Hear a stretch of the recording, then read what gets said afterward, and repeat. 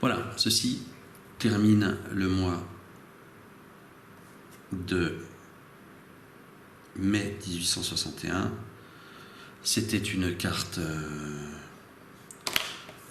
headline. Donc voilà. Commençons juin 1861. Alors, c'est parti. Tout simplement, voilà la carte en question. Elle s'appelle Alec prend le commandement à l'ouest. Il y a pas mal d'actions me concernant. C'est une carte intéressante. Donc Fremont to Alec. Donc là, sur le théâtre de l'Ouest, les unionistes se réveillent un petit peu. Donc on a une activation conditionnelle de l'armée du Potomac. Plus de 3, mais moins 1 au dé, je fais 1. Donc McClellan, comme prévu, ne bouge pas. Une activation conditionnelle de l'armée du Tennessee, non. Et une activation conditionnelle de l'armée du Cumberland qui n'est toujours pas là. CSN Naval Action. Alors, là il va falloir tirer au dé, faire plus de 3. Oui, j'obtiens un 6, qui est un très très bon résultat, là pour le coup. Alors, on voit qu'il y a ici Diplomatic Action, ça peut être très intéressant. Alors j'ai le choix de placer mon Commerce Raider ici, ou là, ou là.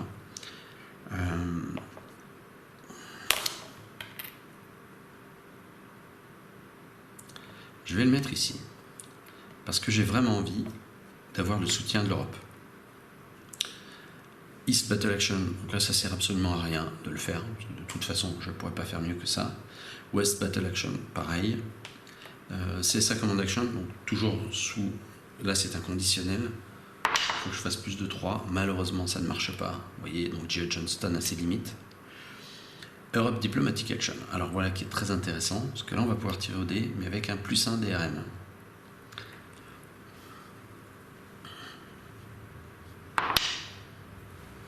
Donc 6, ça marche. Nous passons donc en Recognition. Alors Spend After Use, cela signifie que si c'est un succès, je crois que je le remets ici. Je vais quand même juste vérifier ce point. C'est dans les règles avancées. Commerce Raider.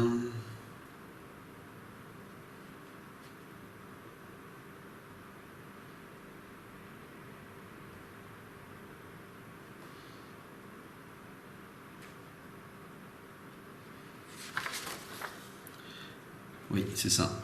Si c'était un succès, ce qui est le cas, je peux replacer mon Commerce Raider ici. Donc c'est très très bonne action. Union Initiative Check. Il n'y a pas d'Union Initiative Check. Donc, à l'issue de ce mois de juin 1861, nous sommes dans cette situation-là. Les choses évoluent tout doucement. Allez, on va faire le mois de juillet et d'août et on clôturera ce premier épisode. Mois de juillet. Alors, Rebellion, donc c'est une carte, on va dire bonus. Elle me permettra à terme, quand je le souhaite, de relancer un dé. Donc ça termine facilement, sans action particulière, ce mois de juillet. On va dire une sorte de pause dans ce début de guerre.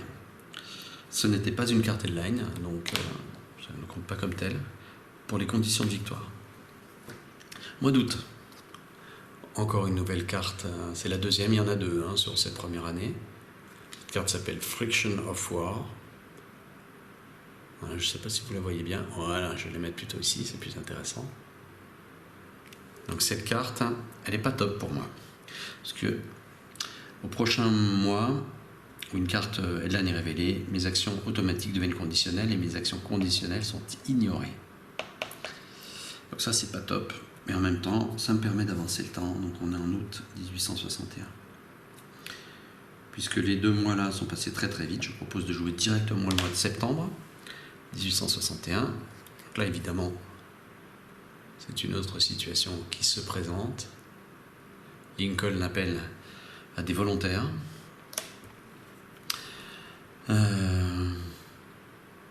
Pour lutter contre l'insurrection. Alors, l'armée de James arrive, là voilà l'armée de James, elle arrive à la forteresse Monroe, Et on va avoir une activation conditionnelle de l'armée du Potomac, donc plus de 3 moins 1 au dé. Elle s'active et l'armée du Potomac va à Manassas.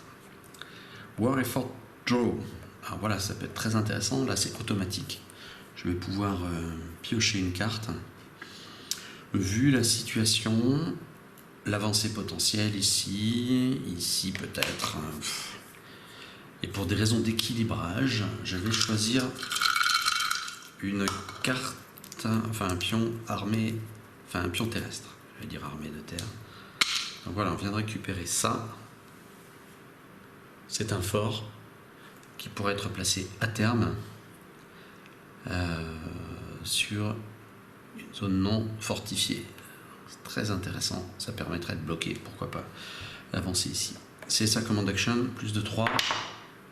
Ça marche, donc ça c'est cool, je vais pouvoir faire quelque chose ici. J'aimerais bien récupérer le général Lee, pour moi c'est absolument indispensable. Donc je vais tenter un leader shuffle.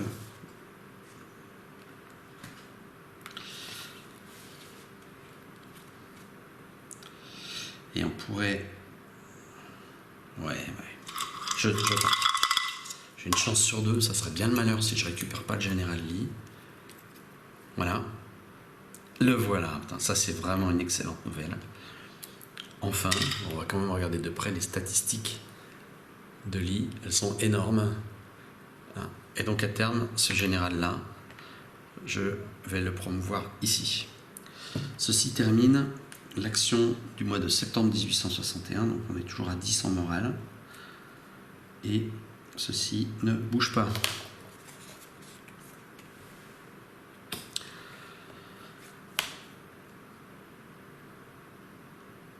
Hop. Je viens de me rendre compte que j'ai fait une erreur colossale, en fait.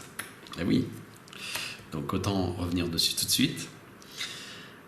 Ces actions conditionnelles sont ignorées. Donc oui, bon, j'appelle ça une fausse joie ou un ascenseur émotionnel.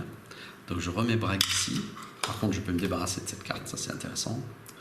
Elle va sur la pile de l'année suivante. Celle-ci est jouée.